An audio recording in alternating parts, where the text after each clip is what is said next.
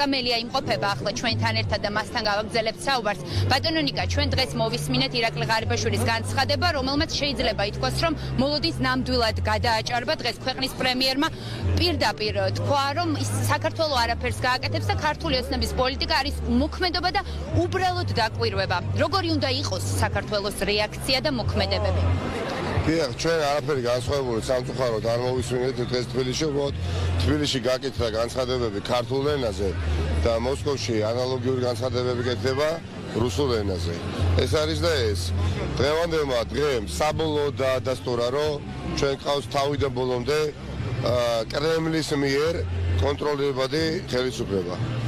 ეს ძალიან მნიშვნელოვანია, რომ საბოლოოდ გარკვეული იყო. ძალიან მნიშვნელოვანი, როგორც დღემდე ჩანდა, ჯერ კიდევ იყო ამისი აუცილებლობა, რომ ბატონ ღარიბაშვილს ეს ყველაფერი ესე ღიათა საჯაროდ წინასწარ დაწერილი გზავნილები ეთქვა, იმიტომ სხვა გზა მას არ აქვს. კითხვები იბადება, რომ რატომ თქვა მან ეს, ხომ იცოდა, რომ აღშფოთება მოყვებოდა ყველა თაობის საქართველოს მოქალაქეში და ჩვენ ხედავთ იმასაც ხედავ ხა წლების განმავლობაში არაერთ საპროტესტო აქციაში მიმიღია მონაწილეობა, მაგრამ მსგავსი რამ არ მინახავს.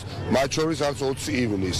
ცოტა იმიტომ რომ დნმ-ის დონეზე ქართულს აქვს ჩაცემენტებული ეროვნული თავმოყვარეობა და ინტერესი და როდესაც ჩვენ აი ამ ძარღვს ეხები ერი ერთიანდება და შემთხვევით მე დღეს აქ აი ამ წუთას ჩემ 7 წლის შვილთან სანდროსთან ერთად არ დაგიმოვ და განგებ სახში მივედი გავუარე ჩამოვიყვანე რატომ მინდა დაამახსოვრდეს დღევანდელი დღე დღევანდელი დღე მინდა დაამახსოვრდეს და აღებეჭდოს მას გონებაში ის რაც აქ ხდება ეს ატმოსფერო შეიწოვოს მან და მთელი მისი ძელი ცხოვრებისეული დისტანცია აი ეს განცდები და ეს ემოციები მან გამოიყენოს სწორი გადაწყვეტილებების მიღებაში, როდესაც საკითხი შეეხება ქვეყნის განვითარებას.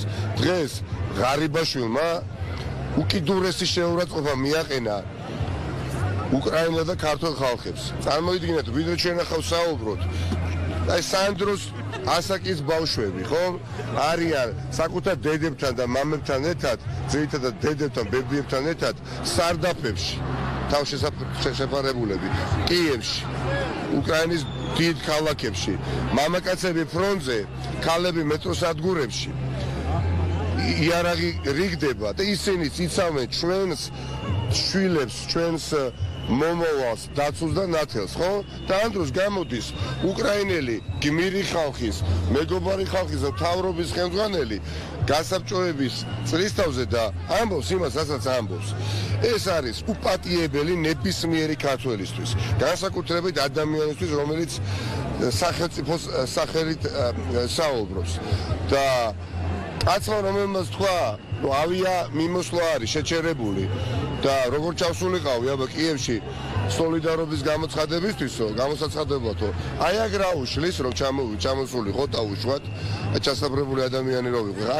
აი აქ რა უშლის. თავიდრე ც არ ჩაიკეტებოდა, მაშინაც ირაკლი ღარიბაშვილის ეს ფრაზა გვახსოვს. მე რომ რამე მოვაგვარო, ხომ ყველასთვის წარმოუდგენელი იქნებაო, ანუ იქამდეც არ იყო მზად ის სოლიდარობის საფრთხე.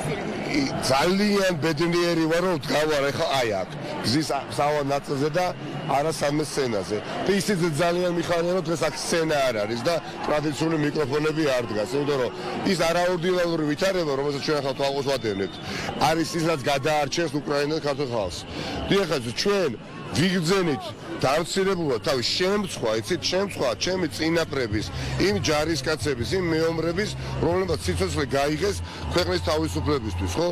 შემწყვა იმ უკრაინელი თანატოლების, რომლებიც იბრძვიან ახლა რუსი აგრესორის წინააღმდეგ საკუთარ რეზოებში და პარკებში და სკვერებში.